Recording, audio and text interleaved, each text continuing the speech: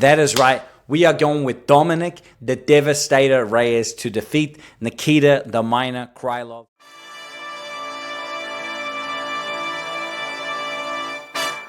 I whoop your head, boy.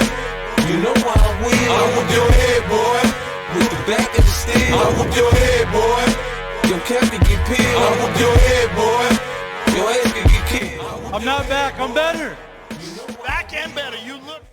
What is going on, beautiful people? Last week, Dominic Reyes did absolutely crush Nikita Krylov with the left hand straight in across, freaking round 1 KO. Honestly, I thought it was the best performance of the entire night.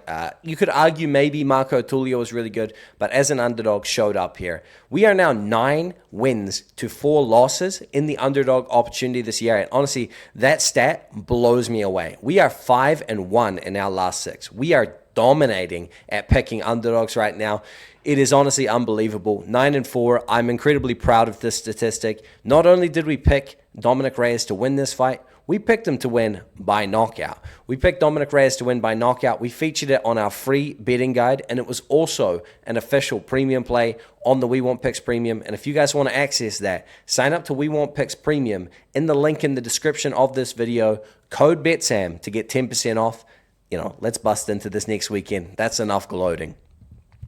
This weekend, we have Garry taking on Carlos Prates, UFC, Kansas City. I think this is an important fight for the division. Whoever has a standout performance here could honestly leapfrog to a title fight, especially if it's on the Carlos Prates side. Let's bust into our underdog opportunities for this weekend. Number one underdog that people could be considering, myself, I was considering, was Abus Magomedov, $2.30. Plus 130 underdog here. Abus Magomedov has a path to victory here, and that is survive early and then out-grapple Michel Pereira as he starts to fatigue to either a decision or submission. Abus Magomedov, I hear some people talking about rumblings of potentially being a better striker. I don't think in round 1 he's going to be able to contend with the athleticism and speed that Michel Pereira brings in there. We saw the run he was on before taking on Fluffy Hernandez, and even early in that fight, it looked like he had Fluffy hurt. So I think Michel Pereira's definitely got the athleticism marked on that, and I understand him being the favorite, but there's definitely an argument to be made on the Abus Magomedov side. Number 2 argument is going to be Carlos Prates. Carlos Prates, he's at plus 115 at the moment. He was all the way down to a pick'em on some sports books, but then some money came back in on the Garry side. And listen, I actually am not going to tell you you're wrong on either side of this argument. If you want to say Garry is more experienced, I agree. If you want to say Carlos Prates is more dangerous, I agree. If you want to say that Garry has the submission upside and the grappling upside, I agree. There are a lot of statements being made about this matchup. Ultimately, though, when I'm picking an underdog, I like to pick a guy that I know is going to hunt for a finish, and nobody is hunting for a finish more than the nightmare Carlos Prates. Everything he does is leading to looking for a chance to take your head off or finish you. Carlos Prates lands with heavy intent. He's always looking to kill, and even when he gets landed on, he doesn't really get hit with devastating power on the things coming back to him. So Carlos Prates here at an underdog is a heavy consideration. Our last underdog we are considering is Giga Chikadze. Giga Chikadze against David Onama. I think David Onama, has the boxing upside, and if he gets in his face, can probably win this matchup. But I tell you what, man, if Giga Chikadze starts eating up at that leg early on against David Onama, starts to get him questioning, and he looks like the Giga of old, he could look like a minus 300 favorite in the air if he dances around and gets the kicks going and has high output. The concern that you would have on the Giga side is we haven't seen him in a while. He is getting older. What if that output is a little bit lower, and then that lets the door open for David Onama to come in here and storm the gates? Ultimately, I'm going to pick for the underdog opportunity to keep the streak alive. We are going with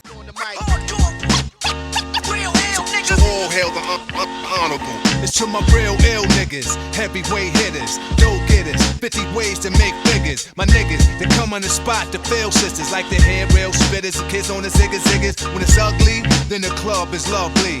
Dogs be sipping Hennessy and bubbly. To my comrade, they keep it flaming hot on dangerous blocks. That is right. We are taking Carlos Prates to win against Ian Machado Garry in the main event. And you might be thinking, why are you taking main event underdogs? Listen, Roman Dolidze, Magomed Ankalaev, the list goes on. The underdogs that have been winning in the main events this year have been tearing it up. I am a Fighting Nerds believer. Carlos Prates is that guy, man. He comes in here. He's looking to take people's heads off. He's not going to fight to a decision. So I think if there's going to be a finish here, it's on the Carlos Prates side. I think he's definitely got the power advantage. I think he has better kicks than Ian Garry. Obviously, the skill advantage here might be on the Ian Garry side, but give me the dog. Give me Carlos Prates. I think he wins this fight by knockout. I think he keeps the streak alive, man. I'm excited for this one. It's going to be a banger matchup. Give me Carlos Prates, the Nightmare, all day long. And listen, guys, drop a comment who your underdog opportunity is going to be for UFC Kansas City. Thank you all, and as always, I will see you all at the cash counter.